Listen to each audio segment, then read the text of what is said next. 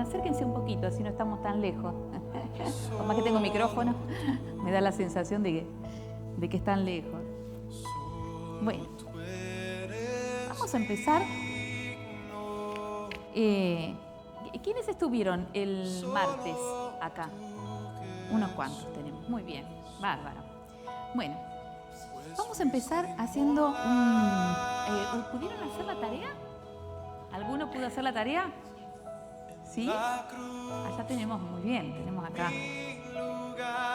Acá tenemos la actividad práctica, ¿sí? Que les había dejado Susan, y pues, tenían que elegir alguno de estos pasajes y contestar esas preguntas, ¿sí? ¿Eso pudieron hacerlo? ¿Qué pasaje eligieron? Sí. Bien.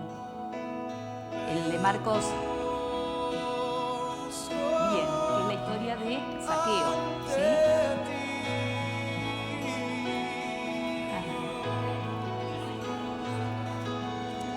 ¿Cuál tengo yo? ¿Marcos 2? Bien. Entonces, bien.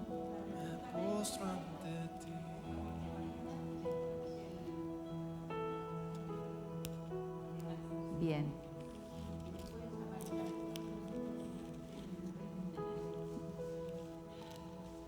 Bueno, muy bien. Jesús sana a un paralítico.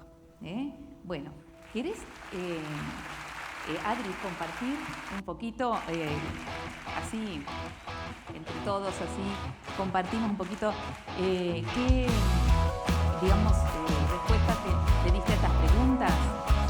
Por ejemplo, ¿quiénes son los personajes principales y secundarios?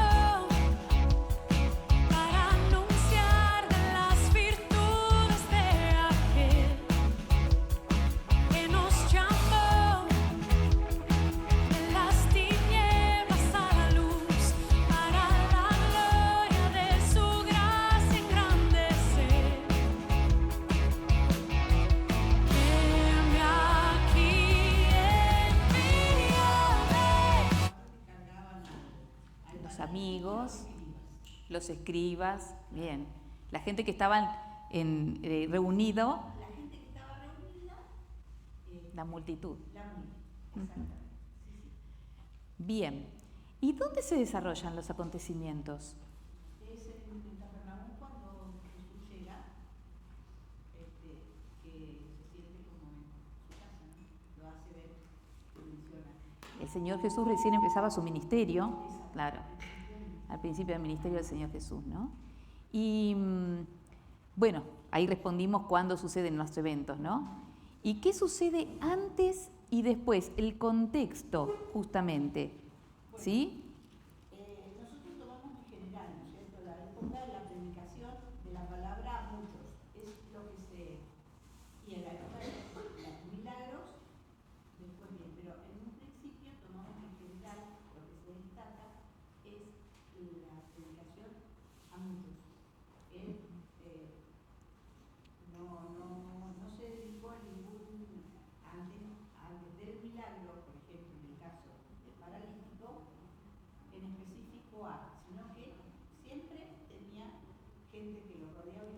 La multitud lo seguía, claro, porque quería recibir sanación y también lo escuchaba, ¿no es cierto? Diferente es cuando después del milagro él se dirige específicamente a los escribas que dudaban de su poder. Y ahí es donde él los interpela y les dice. Claro, exacto. Ya ponían en tela de juicio, Claro. ¿sí? lo que el Señor Jesús se podía ver, por un lado, la fe de esos amigos que llevan al paralítico, ¿no es cierto?, y hacen un agujero en el techo para poder llegar hasta donde estaba Jesús, y la actitud del resto de la gente. Bueno, y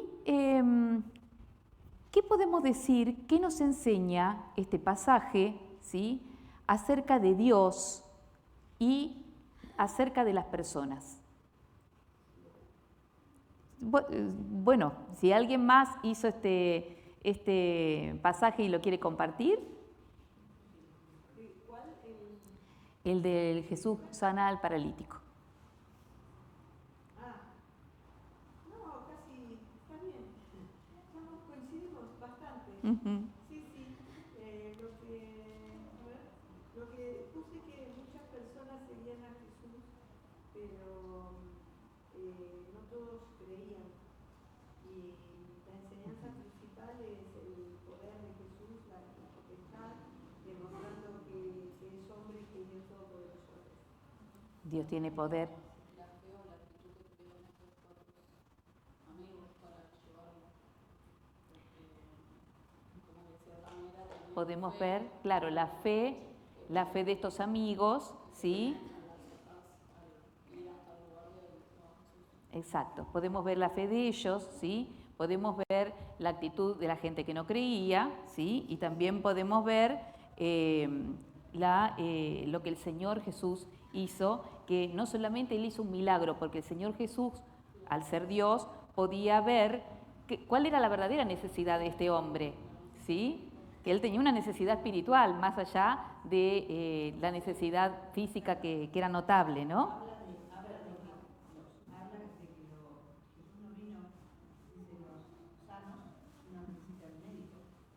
Claro. Entonces, él da bien claro, deja bien claro que él vino por todos.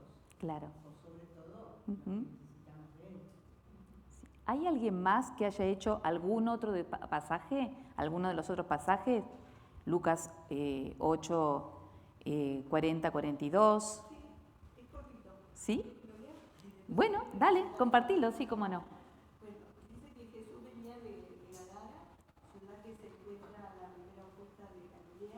Donde había sanado a un endemoniado. Ese es el contexto. Después, cuando Jesús volvió, le recibieron con gran gozo. Entonces vino a él el principal de la sinagoga y, postrándose a sus pies, le rogaba que entrara en su casa, pues su hija de 12 años estaba muriendo. De pronto vino uno de la casa del principal de la sinagoga diciendo: tu hija ha muerto, no molestes más al maestro. Todos lloraban, pero Jesús dijo: no lloren, no está muerta, sino que duerme. Y ahí hay algo muy importante, ¿no? Dice: algunos se burlaban, pero Jesús tomó de las manos a la niña y le dijo: muchacha, levántate, y ordenó que le dieran de comer y no digan nada. Aquí, además de ver el poder de Dios, vemos una alegoría de nuestra propia resurrección y nos enseña que los hijos de Dios no morimos para siempre, sino que dormimos en Jesús hasta que Él venga a buscarnos. En cuanto a las personas, vemos la fe de Jairo, siendo un judío principal de la sinagoga, y en contraposición la incredulidad del resto de la gente. Bueno, después la tarea pedía unos pasajes paralelos. En Mateo 9, 18 que relatan la misma historia. Bueno, vamos a hacer una revisadita así por arriba de... ¿Alguien más quiere compartir algún otro pasaje que haya podido realizar? ¿Por qué todas estas preguntas acá que nos dejó Susan para hacer respecto de los pasajes, de cada pasaje? Bueno, el método que Susan les enseñó se llama método inductivo y es un método que consiste en que a partir de la recolección de datos y de información específica, ¿sí? Yo me siento, la observo, la analizo, la comprendo y entonces puedo llegar a conclusiones de tipo general. Ese es el método. Por eso, el primer paso para realizar, digamos, es realizar el estudio, ¿sí? La lectura del pasaje. Varias lecturas. A veces los pasajes nos llevan... alguien dijo que había que leerlo por lo menos 4 veces como para poder extraer, ¿sí?, todo lo que necesitamos sacar de ese pasaje, ¿no? Toda la riqueza de ese pasaje. ¿Y qué vamos a buscar entonces allí? Ahí respondía a las preguntas, ¿no? ¿Qué personajes? ¿Cuáles son los principales? ¿Cuáles son los secundarios? ¿Sí? ¿Cuáles son, en qué lugares se desarrolla? ¿En qué tiempos? ¿Qué hechos? ¿Sí? Y lo que Dios le dijo a los receptores originales, porque Dios, a ellos, había un mensaje para ellos en muchos de los relatos bíblicos que encontramos, que no son mensajes para nosotros en el día de hoy, ¿sí? Que estaban dichos para esa gente y para esa época. Por eso lo que nosotros realizamos es un estudio histórico y acerca del contexto, ¿sí? Contextual de las Escrituras. Bueno, todos esos son, ahí vamos a poder nosotros, teniendo en cuenta el contexto en el que fue escrito, incluso el libro también, ¿no es cierto?, y los pasajes paralelos, entonces nosotros vamos a poder tener toda esa información para después pasar al paso 2, que es la comprensión del texto, ¿sí? ¿Y qué es? En la comprensión del texto, la pregunta que nos hacemos es, ¿qué significa este pasaje? ¿Sí? Y a partir de esa pregunta, yo voy a poder extraer aquellas verdades que la Biblia nos dice acerca de Dios y acerca de los hombres. Que esas verdades son verdades universales y atemporales, es decir, para todas las personas, para todos y para todos los tiempos. Esas sí son verdades que se aplicaron tanto a las personas en aquella época como a nosotros en el día de hoy. Y esas verdades son los principios bíblicos, ¿sí?, que vamos a redactar. Aquellas cosas que, por ejemplo, pudimos extraer de estos pasajes. Por ejemplo, cuando Jesús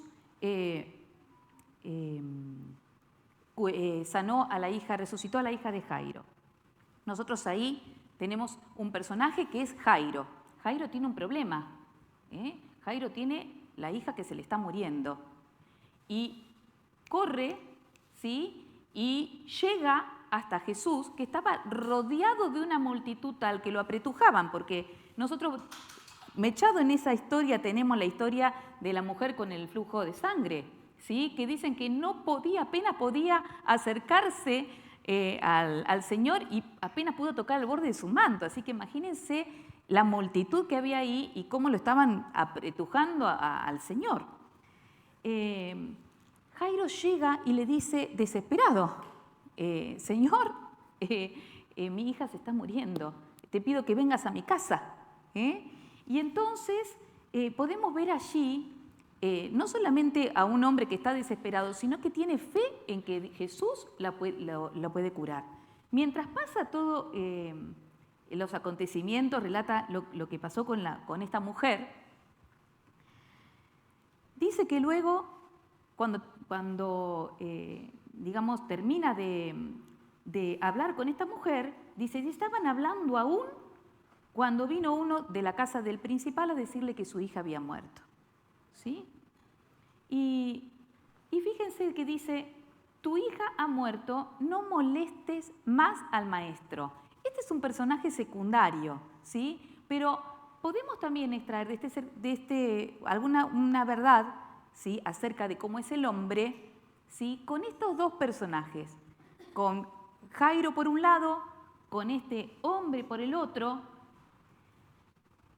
La historia nos relata que Jairo, de todas maneras,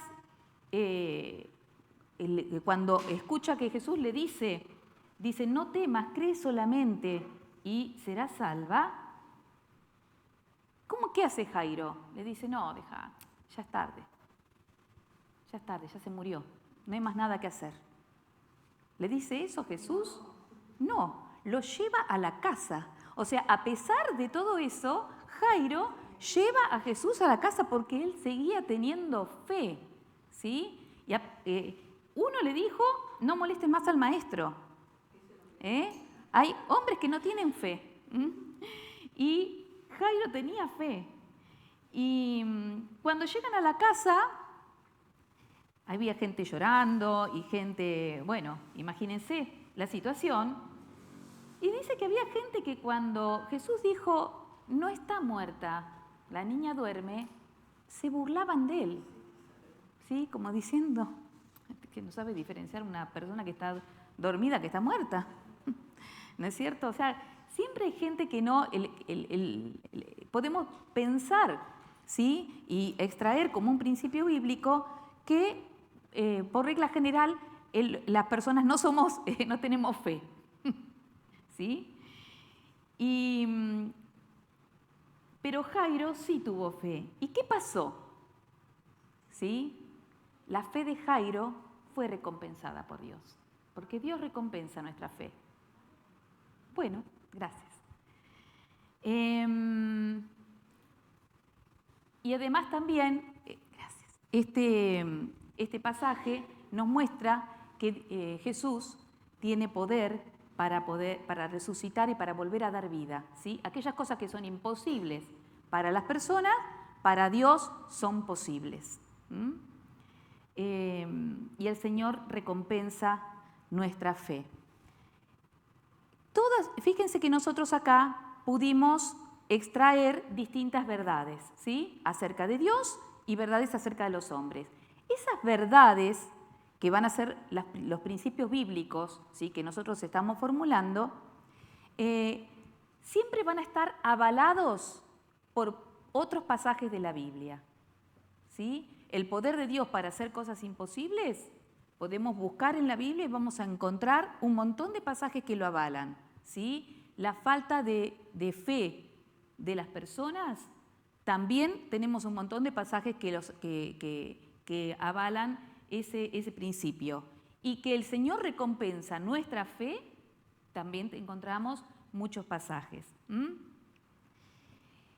Una vez que nosotros tenemos esas verdades bíblicas, entonces vamos a ver cuál es el principio bíblico principal.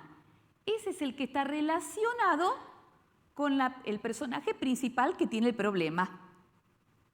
El principio bíblico principal es el que se relaciona con el personaje principal que tiene el problema.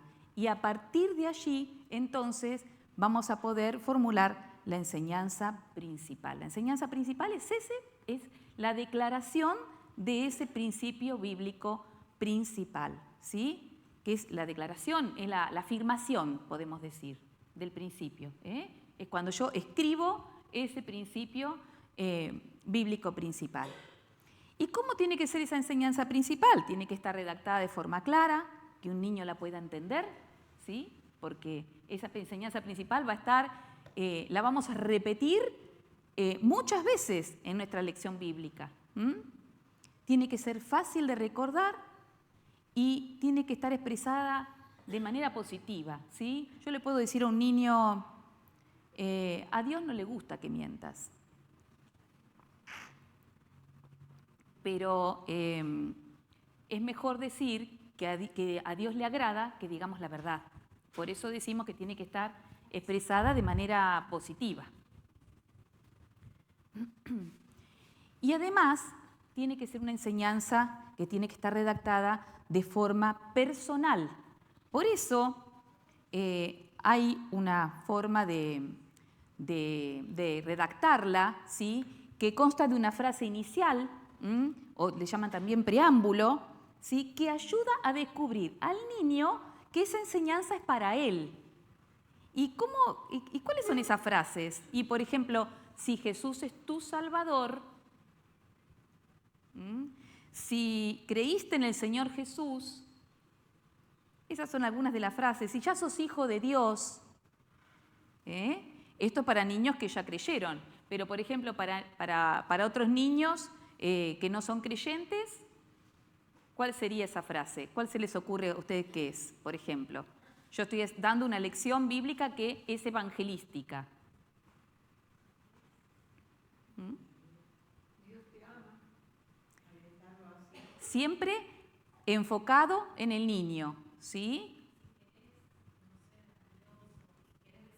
Si querés recibir al Señor Jesús, si crees que Jesús hizo esto por vos, entonces, y entonces allí los invitamos también a recibir al Señor Jesús.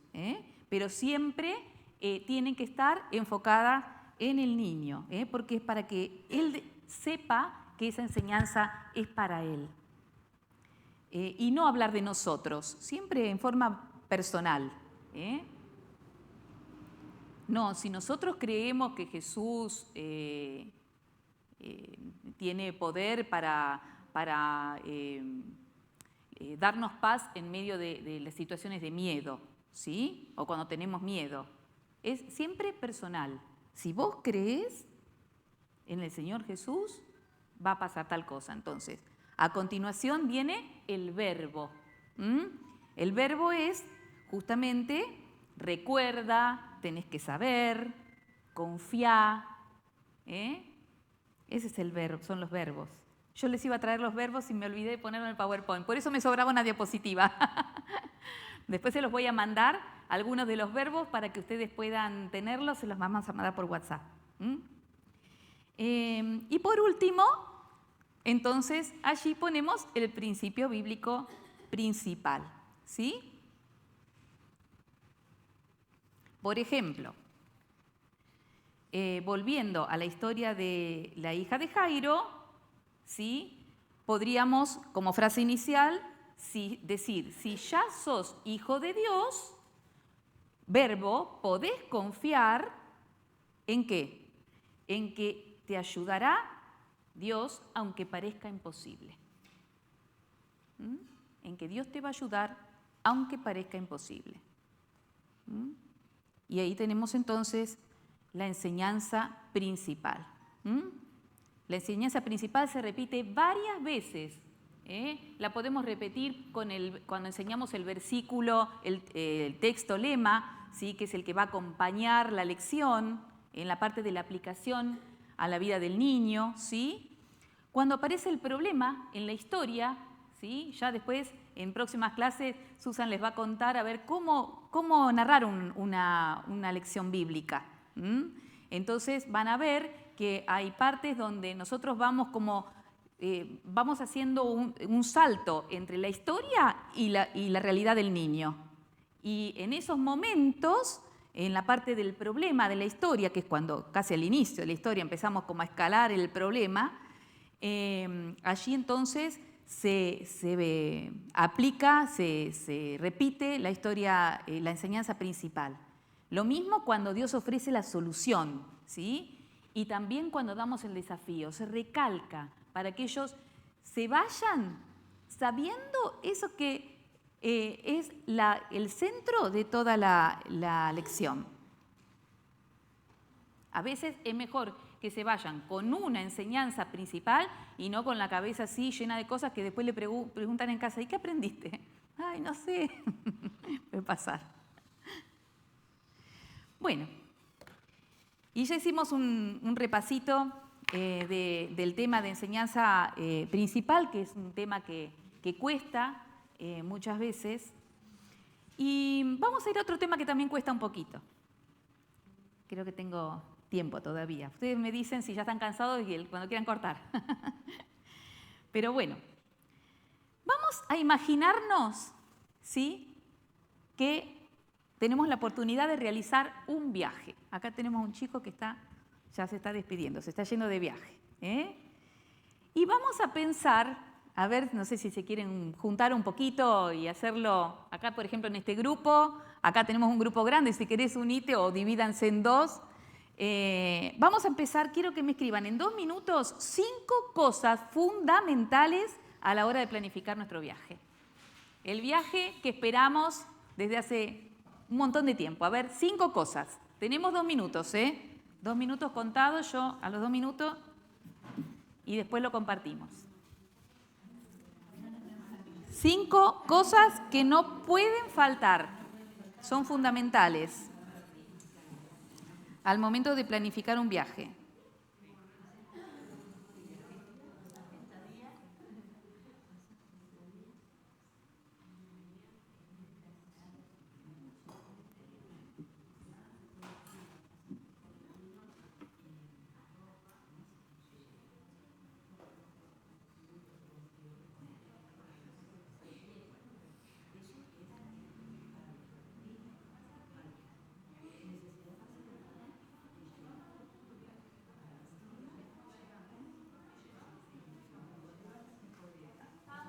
Sí.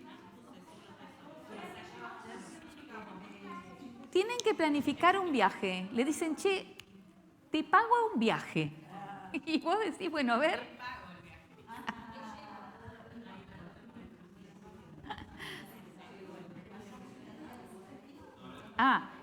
Buenísimo, sí.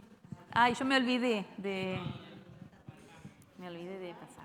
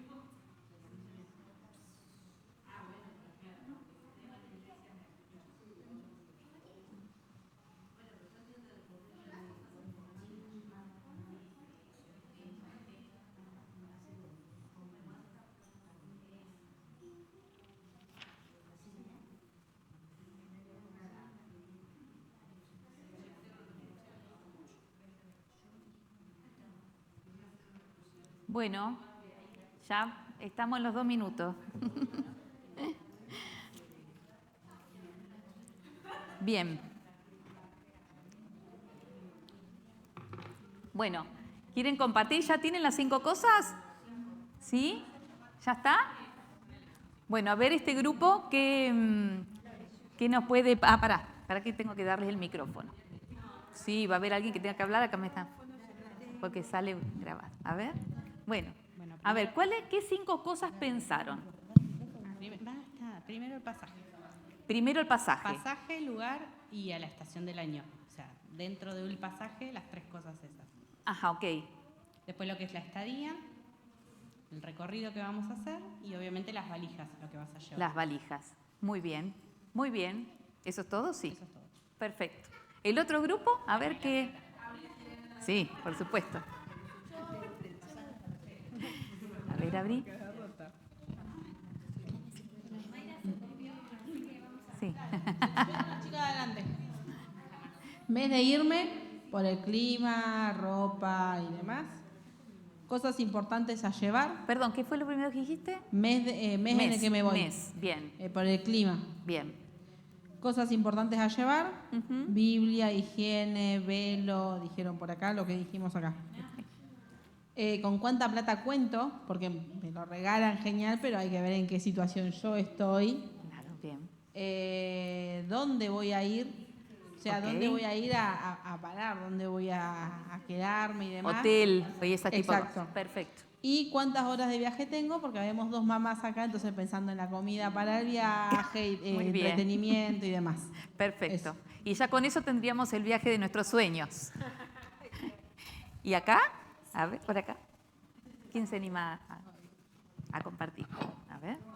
Bueno, ¿qué escribí? nosotros pusimos 1, documentación, 2, saber el destino y fecha y estación, 3, alojamiento, 4, excursiones y actividades a desarrollar en el viaje y 5, el dinero con el que debo contar para Muy bien, dicho viaje. muy bien. Bueno, ahora se quedaron todos con ganas de irse de viaje. A mí me encanta irme de viaje. Si fuera por mí, ya estaría con la valija hecha todo el tiempo. Bueno, muy bien. Pudimos compartir lo que cada uno comentó acerca del tema del viaje, ¿no? De estas 5 cosas que no pueden faltar en la planificación de un viaje que nosotros nos gustaría hacer. Hubo 2 grupos que mencionaron el destino, ¿sí? Y es muy importante conocer el destino, porque si yo conozco el destino, voy a poder saber cómo hacer para llegar, ¿sí? ¿Qué medios voy a tomar? ¿Sí? ¿Por qué camino voy a ir? ¿Qué medios voy a elegir? Por ejemplo, no sé yo, si queremos irnos a Buenos Aires, sabemos que hay una ruta, que podemos ir en auto o podemos tomar un avión, ¿sí? Pero si yo quisiera irme a Europa, no me voy a ir en auto. O sea, tendré que tomar un avión o a lo sumo un barco, ¿no es cierto? O sea, para poder saber de qué forma me voy a ir, qué cosas voy a necesitar, ¿sí? Necesito conocer el destino, porque yo tengo que saber a dónde voy para saber si allá es invierno, verano, la ropa que me llevo, bueno, ¿cómo hago para ir? ¿Me alcanza la plata? Tantas cosas cuando uno planifica, ¿no es cierto? Lo mismo nos pasa cuando nosotros planificamos una clase, ¿sí? Nosotros no podemos planificar una clase si no conocemos a dónde queremos llegar. Por eso es importante que establezcamos objetivos de enseñanza. Los objetivos son justamente esas aspiraciones, ¿sí? Que nosotros, esas metas que orientan nuestra labor docente, ¿sí? Todo lo que nosotros vamos a desarrollar, el contenido y todas las cosas que vamos a tener en cuenta, la orientan los objetivos, ¿sí? Es lo que Dios quiere lograr en la vida de cada niño, los cambios que Dios quiere hacer en la vida de cada uno de nuestros niños a través de nuestro ministerio, a través de nuestro trabajo. Por eso pusimos ahí que el objetivo es la declaración de la manera en que el maestro espera que sus alumnos cambien. ¿Qué cosas tienen que cambiar? ¿Qué cambios queremos producir? En los pensamientos, en los sentimientos y también en las acciones, ¿sí? Y esos cambios esperamos que se puedan producir a través del proceso o como resultado del proceso de enseñanza, ¿sí? Del trabajo, ¿sí? Que nosotros estamos realizando para el Señor. Entonces, la pregunta es, ¿qué quiere producir Dios en la vida del niño a través de nuestra labor docente? Esos son los objetivos. ¿Cuál es la tarea del maestro? Ay, qué rico, gracias. Ayudar a los niños a obtener el conocimiento de Dios y de su palabra, estimular actitudes correctas en ellos y desafiar su voluntad para que puedan lograr un compromiso definido. 3 áreas, ¿sí?, en las que el maestro tiene que trabajar. 3 áreas de la vida de un niño: el conocimiento, las actitudes y la voluntad. ¿Por qué? ¿Qué pasa si no trabajamos, ¿sí?, alguna de esas áreas? Los objetivos tienen que justamente apuntar a un desarrollo equilibrado de los niños.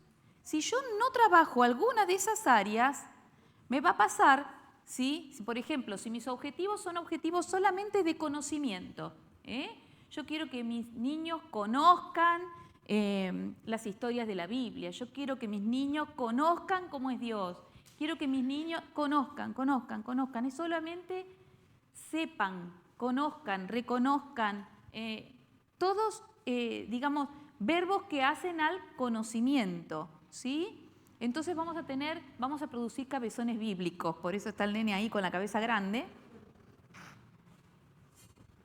¿Por qué? Porque van a ser niños que se van a saber pasajes enteros de memoria y textos de memoria, pero no va a haber cambio en sus vidas. No vamos a notar ningún cambio en su vida. ¿Qué pasa si solo trabajo las emociones? Bueno, vamos a tener un niño que tiene la forma de un corazón grandote. También no es normal, digamos, ¿no? Ninguno de esos 3 niños es normal. Entonces, ¿qué pasa? Vamos a tener niños que siempre se dejan guiar por sus emociones. Y las emociones cambian. A veces estamos contentos, pero a veces estamos tristes, ¿sí? Y entonces toda nuestra vida se pone pata para arriba si estamos tristes o si estamos enojados. Y si vamos a estar reaccionando a cómo nos sentimos, entonces ahí tenemos un problema. Por eso no solamente apelamos a las emociones, ¿sí? Apuntamos con los objetivos también a las acciones, pero si solo enseñamos acciones o hacemos hincapié o énfasis solamente en algunas de estas áreas, ¿qué vamos a tener? Niños activistas. Son chicos que vos los ves que sirven y sirven, pero después llega un momento que cuando tienen una prueba en la vida y se pone a prueba su fe, desaparecen. No los ve más en la iglesia. ¿Por qué? Porque solamente les enseñamos a servir, pero no les enseñamos el fundamento, ¿sí? No está su fe fortalecida en el Señor, fundamentada en el Señor. Entonces, los objetivos tienen que apuntar a un desarrollo equilibrado de los niños, ¿sí? Para que ellos puedan crecer de manera integral. Y aquí tenemos los 3, podemos decir, tipos de objetivos, ¿sí? Que se nos pueden presentar y que está bueno que cuando nosotros damos una lección puedan estar presentes los 3 tipos de objetivos. Enseñarles que conozcan acerca de Dios, la palabra de Dios, las historias de la Biblia, y que también aprendan a confiar en el Señor, ¿sí? Que ellos depositen su confianza en el Señor y que eso los lleve entonces a servir a Dios. Pero primero enseñar y fortalecer la importancia de tener una relación personal con el Señor. Fíjense lo que dice este pasaje que nos relata Hechos 2, 36, 37 y 41a, ¿sí? Esta es la predicación que hace el apóstol Pedro cuando recibieron el Espíritu Santo. Y fíjense lo que dicen. Están resaltados con negrita y con letra más grande algunas palabras. Sepa pues certísimamente toda la casa de Israel que a este Jesús, a quien vosotros crucificasteis, Dios le ha hecho Señor y Cristo.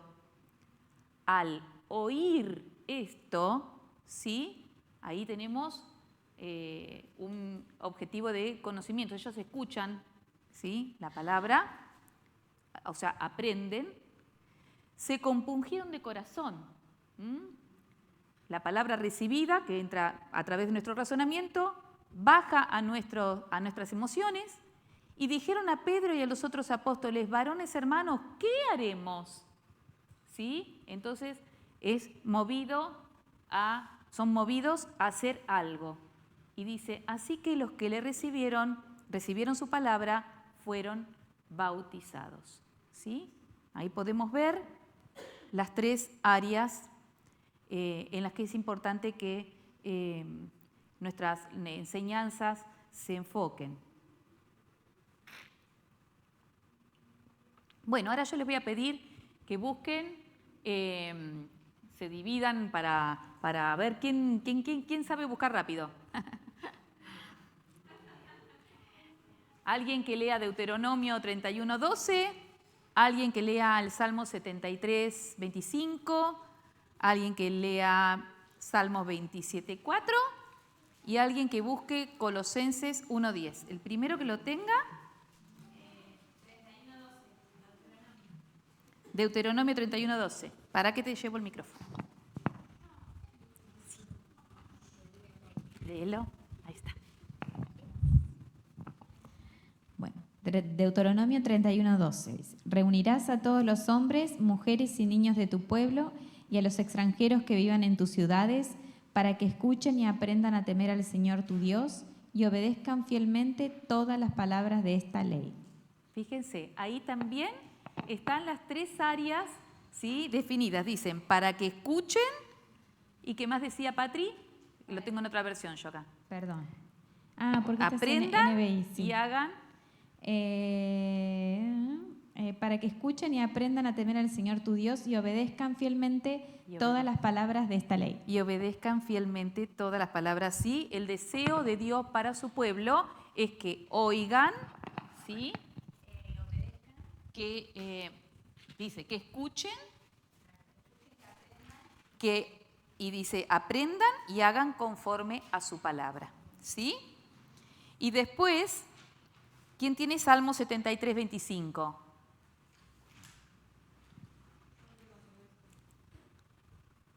¿Quién me dijo? ¿Acá?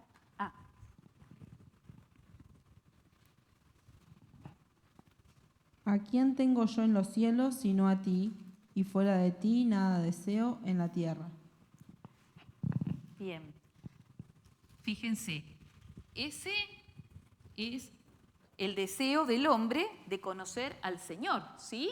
¿A quién tengo, dice, fuera de ti, nada deseo en la tierra? Y vamos a ver el Salmo 27:4. ¿Quién lo tiene?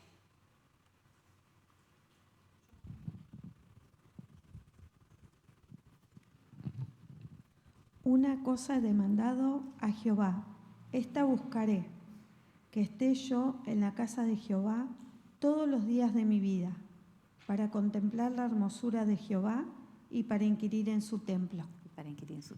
Muy bien, ese es el deseo de David para sí mismo, ¿sí? Y después tenemos Colosenses 1:10. ¿Alguien lo tiene? Colosenses 1:10, ¿allá? ¿Quién? ¿Patri?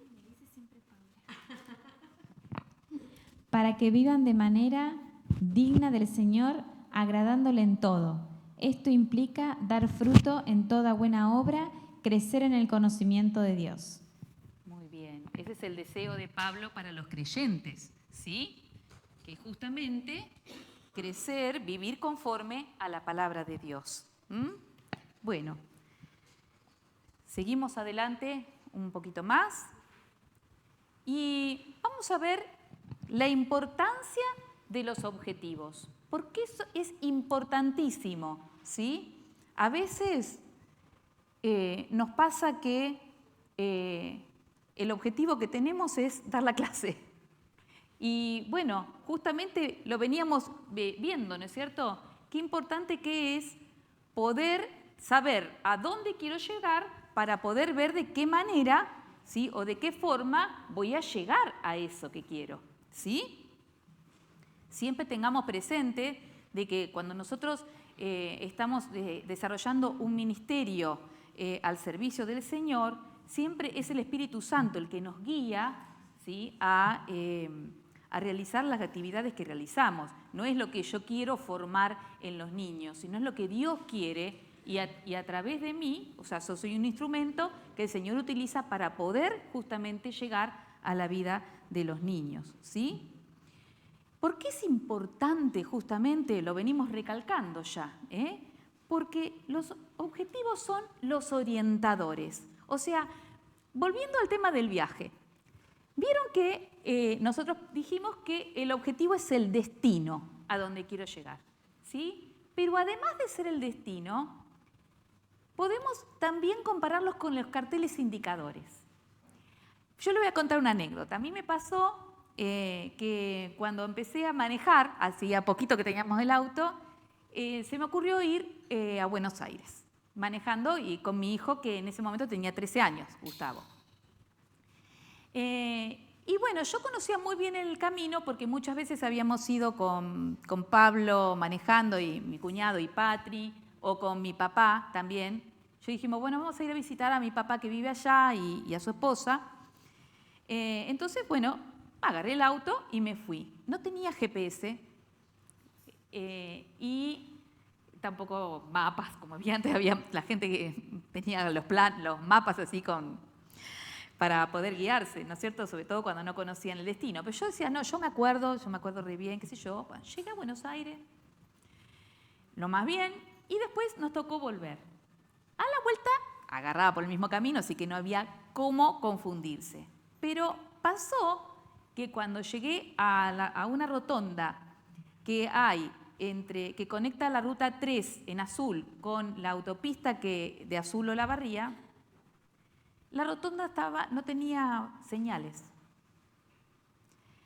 Entonces yo estaba en la rotonda girando y no sabía dónde salir. Y llegó un momento que ya todas las salidas te parecen iguales. Y entonces digo, bueno, me parece que es por acá. Y tomé una salida que no era la salida que me conectaba con la autopista que iba directo a Olavarría, el camino más corto para llegar. Bueno, empecé a andar, el camino me era totalmente, yo dije, este campo yo no lo conozco. Y empezaba a ver un paisaje precioso, lleno de lomas, el camino estaba asfaltado perfecto, pero no había un alma, éramos nosotros nada más y los animales del campo. No había ni siquiera alguien como para decir, bueno, por allá puedo preguntar, qué sé yo, nada. Bueno, empecé a andar y me preocupaba porque era la tarde, en invierno anochece temprano. Entonces yo dije, me va a encontrar la noche en el medio de la nada. Me empecé a sentir inquieta, me empecé a sentir insegura, tuve un poco de miedo, dije, ¿dónde vamos a ir a parar? Digo, bueno, en algún lado de la provincia de Buenos Aires vamos a salir, digo, en algún momento vamos a llegar a algún lado. Así que a lo sumo, digo, pasaremos la noche, digamos, no en Bahía, ¿no? Pero bueno, me puse a orar, me encomendé la mano del Señor y después de andar como más de una hora, desembocamos en la rotonda de Olavarría, pero por otro camino, es decir, hice un camino más largo, ¿sí? Me llevó como 1 hora y pico más de viaje,